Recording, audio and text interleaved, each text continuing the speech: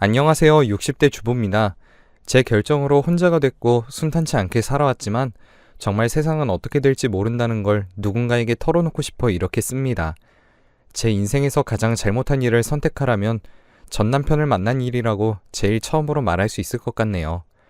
우선 제가 이혼하게 된 이유는 바로 돈입니다. 남편이 원래 사업을 하던 사람이었는데 그땐 남부럽지 않게 살면서 무엇을 사도 가격표는 신경도 쓰지 않고 살 수 있었던 그런 때였죠. 그런데 돈이 많으면 사람이 모인다고 남편 주변에도 쓸데없는 사람들이 모여든다 싶더니 어느 날 현금을 한 가방 들고 나오더라고요. 대체 어디서 돈이 났냐고 하니까 자기가 다 알아서 벌어온 것이라고 하더군요. 그래도 사업하는 사람이니까 어디서 무슨 거래를 해서 받은 돈인가 보다 싶었는데 어느 날부터 점점 남편이 늦게 들어오는 날들이 많아지고 눈 밑에 다크서클이라고 하나요? 그런 것들이 생기면서 피곤해하는 것이 눈에 띄게 보이더라고요. 대체 무슨 일이냐고 물어보면 회사 일이 많아져 그런 거라면서 미안하다고 하니까 몸이라도 상할까봐 보약도 다려서 먹이고 보양식이라고 장어나 인삼 같은 것도 많이 먹였는데 도저히 차도를 보이지 않더라고요.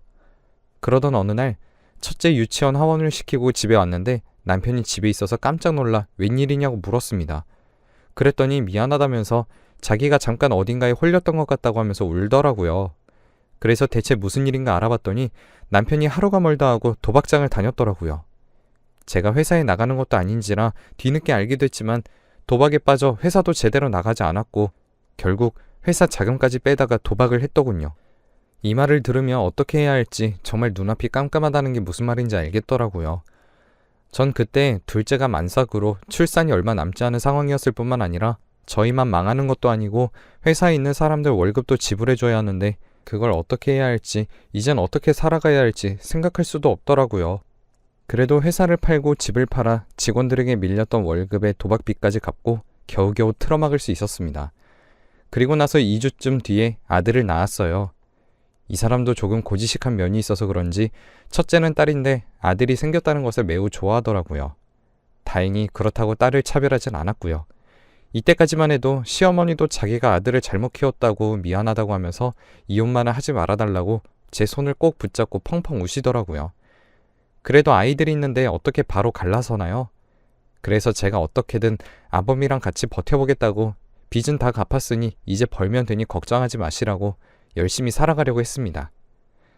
남편도 이제 둘째도 낳았으니 다시 열심히 일을 하고 돈을 벌어오겠다고 직장을 구하러 다녔습니다. 그런데 사장을 하던 사람이 어디 누군가 밑에 자리 잡고 일하는 게 쉬운 일이 아니잖아요. 이 사람이 뻑하면 싸우고 회사를 그만두고 또 겨우 구한 회사에서 싸우고 그만두고 하기에 조금만 더 참으라고 몇 번을 말렸는지 몰라요. 남편은 그때마다 내가 이 쥐꼬리만한 돈 때문에 그렇게 굽신굽신해야 하고 아쉬운 소리를 해야 하냐며 고래고래 이야기하는데 정말 한숨이 푹 하고 나오더군요. 그리곤 어느 날부터는 일도 하지 않고 계속해서 술만 마시고 있더라고요. 그 모습을 보는데 어찌나 답답한지 결국엔 남편에게 육아와 집안일을 시키고 몸조리도 제대로 못한 채 제가 일을 찾아 나섰어요. 그런데 이게 참 쉽지가 않은 일이더라고요. 경력 단절이 된 지 오래됐다 보니까 어디서 절 써주지도 않고 아이가 있다고 하니까 육아로 인해 회사에 제대로 집중할 수 있겠냐는 것도 있었습니다. 그래도 굴하지 않고 여기저기 찾아다녀 보니 어떤 회사에 있는 급식 준비와 배식할 사람을 찾는 것을 보고 겨우겨우 들어가게 됐습니다. 쉽지 않은 스케줄이었지만 일거리에 감사했죠. 그렇게 새벽 5시에 일어나서 준비 보조하고 저녁 배식까지 하고 오면 9시가 다 돼서야 집에 도착했는데 애 아빠는 집안일을 전혀 해놓지 않고 있는 겁니다. 자기가 해본 적이 있어야 하지 않겠냐고 하면서 말이에요. 그나마 다행인 건 첫째 유치원에는 가서 하원할 때 같이 온다는 점, 그거 하나 있었던 것 같네요. 어느 날은 시어머니께서 와서 집안일을 하고 계시는 걸 보고 깜짝 놀라서 어머님한테 무슨 일이냐고 하니까 제가 계속 눈치 준다고 아들이 와서 집안일 좀 해달라고 했다고 합니다. 정말 어이가 없어서 남편을 바라봤던 것 같아요. 하지만 시어머니가 오시는 것도 한두 번이지 연세 지긋하신 노인네가 와서 일하는 게 쉽지 않잖아요. 저도 마음이 불편해서 오시지 말라고 했죠. 그랬더니 역시나 남편은 아무것도 안 하더군요. 그래서 또 집안일까지 하고 나면 겨우겨우 12시쯤 잠이 들고 다시 일어나서 일을 가는 그런 생활을 하는데 중요한 건 남편 씀씀이가 전혀 줄어들지 않는다는 점이었어요. 이제 집에 돈도 없는 데다가 저 혼자 배식일해서 벌면 얼마나 벌겠어요. 겨우 가족들이 먹고 살 만큼만 벌어오고 있는데 어느 날 쇼핑을 했더라고요. 그것도 명품이라고 불리는 옷에 티셔츠를 사서 어디 누구라도 만나고 왔는지 깃을 잔뜩 세운 옷을 입고 싱글벙글 웃으면서 들어오더라고요. 못 보던 옷이라 제가 이 옷이 어디서 났냐고 물어보니 이제 곧 계절도 바뀌는데 옷이 있어야 하지 않겠냐고, 주변 친구들이 다 이런 거 입는데 자기가 가오가 있지 어떻게 후줄근한 것을 입냐고 하는데 어이가 없더라고요. 처음엔 좀 나아지겠지 생각했지만 잘못된 생각이었어요. 1년이 지나도 이 사람의 사치는 전혀 줄어들지 않더라고요. 그래서 저도 아이 둘 키우는 것도 힘든데 남편까지 셋 키우는 것 같다고 더 이상은 나 혼자서 3명이나 돌볼 수 없다고 선언했죠. 그래서 아이들은 내가 키울 테니 너는 네 몸뚱이 하나 잘 건사하라면서 이혼해달라고 했어요. 그러니 길길이 날뛰더군요. 이혼은 절대 할 수 없다면서 난리를 치는데 저는 치를 떨었죠. 그러면서 이 전세집은 너 줄 테니까 그냥 잘 살아라 하니까 그제야 조금 얌전해졌죠. 제가 집에서 내쫓을 거라고 생각했나 보더라고요. 정말 기가 차서 바로 제 몸만 아이들만 데리고 나와서 지하에 방을 얻어서 아이들과 셋이서 살기 시작했어요. 양육비를 보내는 것으로 합의를 보고 저희는 남남이 되었죠. 친정엄마는 나중에 이 사실을 알고 자기 집으로 들어오라고 그렇게 말씀하셨지만 차마 그렇게 하지 못하겠더라고요. 그래도 걱정이 되셨는지 저희 집에 오셨는데 제 모습을 보고는 펑펑 우시더라고요. 엄마도 이혼을 하신 경력이 있다 보니까 제 심정이 어떤지 잘 아는 것 같더라고요. 그러면서 정말 힘들 거라고 아이들은 대신 봐주겠다면서 아이들은 걱정하지 말라고 하시는데 엄마에게 정말 고맙다는 말밖에 안 나왔어요. 그렇게 셋이서 살다가 어느 정도 안정을 찾게 되고 이제 둘째를 초등학교에 보내려고 했습니다. 그런데 갑자기 엄마한테서 전화가 와서 받아보니 다급하게 말했어요. 남편이 제 집을 어떻게 알고 찾아와서는 아들은 자기가 키우겠다면서 데려가겠다고 하고 있다고 말이에요. 그래서 집으로 바로 달려가기 위해 사정을 말하니까 다행히 사장님이 좋게 봐주신 게 있어서 어서 집에 가보라고 해주시더라고요. 집에 가니까 아주 난리가 아니었습니다. 시어머니까지 오셔서는 저희 엄마에게 왜 내 손주 안 내놓냐고 고래고래 소리를 지르고 있었죠. 저희 엄마는 문을 닫고 열어주지 않는 상태였고요. 그래서 제가 대체 이게 무슨 일이냐고 하니 이제 자기도 돈을 좀 버니 아들은 데려가야겠다고 합니다. 자기 대를 이어야 하는 앤데 데리고 가야 한다며 시어머니도 손주 놈은 꼭 자기가 키우겠다고 하더라고요. 그래서 제가 그동안 양육비도 제대로 안 보내놓고 이제 와서 무슨 아비 노릇을 하려고 하냐고 제 새끼는 못 보낸다고 그랬죠. 그러면서 제가 완강하게 말을 하니 결국엔 돌아서서 갔습니다. 그런데 정말 말도 안 되는 일이 일어난 것이 아이가 학교에 다니고 얼마 후 애가 학교에 안 왔다는 전화를 받게 됐죠. 깜짝 놀라서 집으로 돌아가니 첫째가 집 앞에서 엉엉 울고 있었어요. 대체 무슨 일이냐고 물어보니 아빠가 동생을 끌고 가버렸다면서 자기는 어떻게 할지 몰라서 집으로 와서 저를 기다리고 있었다고 하며 자기가 제대로 동생을 지키지 못했다고 죄송하다고 우는데 제가 다 속상하더라고요. 전 그 뒤로 화가 나서 남편에게 전화를 걸었지만 아니나 다를까 제 전화를 피해버리더라고요. 법적으로 소송까지 가려고 했지만 그동안 보내지 않았던 양육비를 언제 입금했는지 남편이 다 공증까지 하고 자기가 돈을 번다는 것을 증명까지 다 해서 억지로 어떻게 할 수가 없다는 것입니다. 전 그야말로 하늘이 무너지는 심정이었어요. 바로 그 전 집에도 찾아갔지만 급하게 이사를 했다는 이야기밖에 들을 수 없었습니다. 그 뒤로 얼마나 아팠는지 몰라요. 그래도 아이는 먹여야 했기에 일을 했지만 집에 돌아오면 그야말로 끙끙거리면서 보냈고 안 되겠다 싶었는지 엄마가 저랑 딸을 억지로 데리고 당신 집으로 데리고 가셔서 함께 살게 됐습니다. 그렇게 계속 혼자서 앓고 있는 절 보더니 어느 날은 엄마가 절 때리면서 우시더라고요. 제가 어떤 심정인지는 자식 가진 입장에서 너무 잘 알겠지만 그래도 남은 자식도 생각해 주어야 하는 게 아니냐고 지금 딸이 제 눈치를 엄청 보고 있다고 하면서요. 동생을 제대로 지키지 못한 자기 잘못이라면서 제가 끙끙대는 방문 앞에서 한참을 망설이다가 돌아선 걸 본 게 한두 번이 아니라고 하셨죠. 들어가라고 해도 괜찮다고 하는데 너무 일찍 철이 들었다면서 이게 다 저 때문이라고 하는 게 가슴이 철렁하더라고요. 바로 벌떡 일어나서 딸아이에게 가니 딸이 깜짝 놀라서 절 보더군요. 제가 딸을 끌어안으며 엄마가 미안하다고 계속하니까 딸도 그제서야 소리를 내며 우는데 함께 있는 자식도 신경 쓰지 못하다니 정말 엄마 실격이라는 생각이 들더라고요. 그래서 그날부터 아들을 찾기 위해서 노력도 했지만 딸아이에게 소홀히 하지 않기 위해서 이야기도 많이 하고 많이 놀러가기도 하면서 부족하지 않게 해주려 노력했습니다. 그 덕분인지 딸아이는 크게 말썽도 피우지 않고 아주 높은 대학은 아니지만 서울권의 대학에 가서 연봉도 나쁘지 않은 직장까지 다니더라고요. 그렇게 아이가 어디로 갔는지도 모르고 살다가 어느덧 딸아이가 결혼할 때가 됐습니다.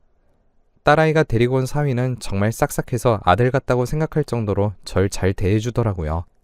사실 처음에는 사위를 절대 반대하고 싶었습니다. 자기 사업을 하고 있다고 하더라고요. 식당을 하고 있다는데 제법 괜찮게 벌린다고 했어요. 이혼하셨던 제 아버지도 사업을 했던 사람이고 전 제 남편도 사업했던 사람이다 보니 돈 씀씀이도 그렇고 보았던 것이 있어 딸에게 절대 사업한 사람은 만나지 말라고 했습니다. 하지만 그런 사람 아니라고 조금만 더 지켜봐 달라고 하는데 전 엄마가 그렇게 고생한 걸 보고서도 어떻게 그럴 수 있냐며 말하며 오히려 더 반대했죠.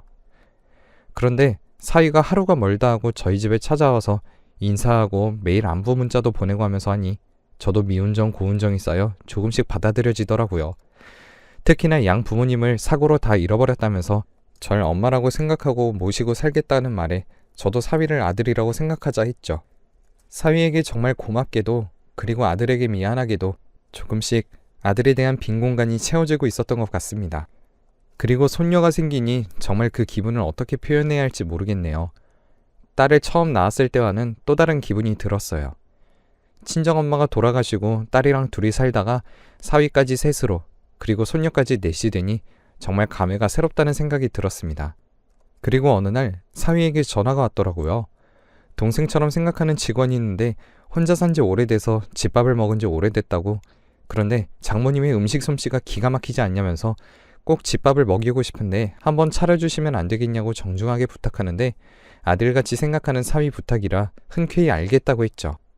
딸과 함께 사위가 좋아하는 동태찌개에 담근 김치 그리고 몇 가지 반찬을 더해서 기다리고 있으니 사위가 집으로 들어오더라고요. 그런데 들어오는 사람의 모습을 보자마자 저는 그대로 굳을 수밖에 없었습니다. 제 모습에 제 딸은 왜 그러냐고 물어보더라고요. 그러다 남편의 뒤에 오는 사람을 보고서는 깜짝 놀라서 바라보더라고요. 역시 저만 느낀 게 아니었던 것입니다. 전 아닐지도 모르지만 만약 아니라면 그때 가서 사과하자고 하며 손을 꼭 잡았습니다. 그 사람은 저를 못 알아보는 건지 깜짝 놀라하더라고요. 사위도 깜짝 놀라서 무슨 일이라고 물어보는데 전 그저 눈물을 뚝뚝 흘릴 수밖에 없었습니다. 딸아이가 조심스럽게 이름이 뭐냐고 물어봤는데 김땡땡이라 하는데 제 아들 이름이었습니다. 그래서 혹시 땡땡 초등학교 가려고 했던 거 기억나냐고 그때 아빠한테 데려가진 게 기억나냐 물어보니까 멍하니 저희를 바라보던 아들이 눈물을 흘리더라고요. 전 사위 손을 꼭 잡고 고맙다고 가슴에만 묻어두었던 아들을 보게 됐다고 말했죠. 사위도 딸에게 들었던 것이 있는지 깜짝 놀라서 저희를 번갈아 봤습니다. 그렇게 어느 정도 진정이 되고 밥을 먹는데 아들이 반찬을 먹으며 또 울더랍니다. 어렸을 때 먹었던 맛이 난다며 저도 또 눈물이 나는데 사위가 하는 말이 이상하게 친근한 느낌이 들었는데 다 이런 인연이 있었나 보다고 하더라고요. 저도 사람 인연이라는 게 다 있다는 게 새삼 실감이 났습니다.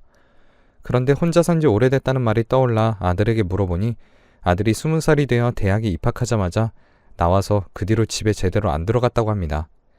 대체 무슨 일이 있었던 것인지 물어보니 그 왼수 같은 전 남편이 새 부인을 들였는데 그 사이에서 아들을 봤다고 하더라고요. 그런데 그 뒤로 제 아들이 찬밥 신세가 되었고 그렇게 손주 내놓으라고 소리 지르던 전 시어머니도 둘째 손주를 보면서 해벌쭉 웃다가도 제 아들을 보면 고얀 제가 생각난다고 화를 냈다고 하는 이야기를 들으니 정말 피가 거꾸로 솟구치는 것 같더라고요. 제가 그 집이 어디냐고 물어보니 아들은 이제 엄마 집이 어딘지 알았으면 됐다고 하면서 가끔 이렇게 보면 된다고 하더라고요. 고맙게도 사위가 먼저 함께 살지 않겠냐고 먼저 물어봐 주었어요. 제 아들이 이미 떨어져 지낸 기간이 길어서 함께 살면 불편할 게 있을 것 같다며 한 달에 한두 번 와서 이렇게 밥 먹고 가는 것만으로도 충분하다고 하는데 제가 다 속이 상했습니다. 그렇게 저희 집에 가끔 와서 아들이 밥도 얻어먹고 하는데 사위에게 또 고마웠던 것이 자기네 식당이 잘 된다고 하며 가족이고 일도 잘하니 맡겨도 되겠다면서 직영으로 가게를 내준 것입니다. 아들은 정말 고맙다고 열심히 하겠다고 하더니 이제는 집에 와서 밥도 못 먹을 정도로 바쁘게 일한다고 했습니다. 오랜만에 와서 밥을 먹으며 일하는 이야기를 하는데 정말 즐겁다면서 가족도 만나고 행복하다고 하더라고요. 그 모습을 보는데 어찌나 좋던지. 그런데 제 악연은 아직 남아있었나 봅니다. 어느 날 아들이 밥을 먹으러 왔는데 표정이 너무 안 좋더라고요. 그래서 무슨 일이 있냐고 물어봤는데 아무것도 아니라고 하는데 표정이 그게 아니라서 사위에게 몰래 알아봐 달라고 했습니다. 알고 보니 아들이 가게를 갖게 된 것을 알자 그때부터 매일같이 전 남편이 친구들이랑 와서 진탕으로 술을 마시고 공짜로 먹고 간다고 하더라고요. 그냥 그것만 그러면 그러려니 하는데 크게 떠들고 술주정도 부리니 오는 손님의 수도 줄고 있다고 하더랍니다. 저는 이제는 완전 이 인연을 끊어야겠다고 생각했습니다. 가게에 가니 이미 거하게 취한 전 남편이 있더라고요. 그래서 더 이상 손님을 받지 않는다고 말하고 가게에 있는 손님들 식사가 다 끝나길 기다렸다가 죄송하다고 돈은 받지 않겠다고 소란 피워 죄송하다고 그렇게 말씀드리며 보냈습니다. 그리곤 경찰을 부르고 가게 문을 닫아버리자 이상하다고 느꼈는지 그제야 주변을 둘러보더라고요. 그리곤 절 보더니 여기가 어디라고 오냐고 소리를 지르는데 내 아들 가게에 내가 왜 못 오냐고 받아쳤죠. 남편이 뭐라고 하려던 찰나 경찰이 마침 왔고 전 남편을 내보내달라는 말에 내가 누군지 아냐고 소리를 지르는데 아직까지도 사장병 못 고쳤구나 싶더라고요. 그러면서 자기가 아는 사람이네 만회하니 경찰이 사실 여부를 물었고 전 남편일 뿐이라고 남이라고 하니까 그래도 아는 사이라는 사실에 좀 망설이는 표정을 짓더라고요. 경찰들의 표정을 봤는지 전 남편은 아주 의기양양해서 저한테 소리치는데 저도 산전수전을 다 겪었기에 같은 60대 노인네인 남편에게 무서울 것 하나 없어 저도 받아쳤죠. 그랬더니 그 성격 어디 안 가더라고요. 경찰이 있는 것도 있고 절 때리려고 하는데 오히려 주변 사람이 말리는 거 일부러 슬쩍 가서 한 대 맞고 우당탕 넘어졌습니다. 그제서야 경찰이 말리면서 집에 가라고 하는데 얼마나 힘들었는지 몰라요. 그런데 웃긴 게 다음날도 오더라고요. 또 경찰을 대동해서 쫓아냈는데 이러다 안 되겠다 싶었는지 사위가 가게 바로 닫고 다른 곳으로 옮기자고 하더라고요. 그래서 그 다음날 바로 가게를 닫았는데 그 뒤로 또 친구들이랑 가게로 왔다가 된통 화를 내고 갔다고 하더라고요. 그리고 대체 어디까지 철면피인 건지 몇 번을 더 왔다가 사위 가게에 와서 어디 있냐고 화를 내면서 찾아다닌다고 하는데 사위가 변호사까지 대동해서 고소한다고 했더니 완전 꼬리를 내리고 도망갔다고 하더라고요. 어차피 저희 집도 모르고 완전히 알 수 없는 지역에 새로 가게를 준비하고 있어서 이제는 찾고 싶어도 찾을 수 없을 거라고 생각됩니다. 이젠 정말 악연을 끊어냈다고 생각하고 지금의 가족들과 함께 행복하게 살려고 합니다. 힘들어도 악연이 있었다 하더라도 좋은 인연이 있으면 살아갈 수 있다는 걸 60년 동안 살아보며 알게 됐네요.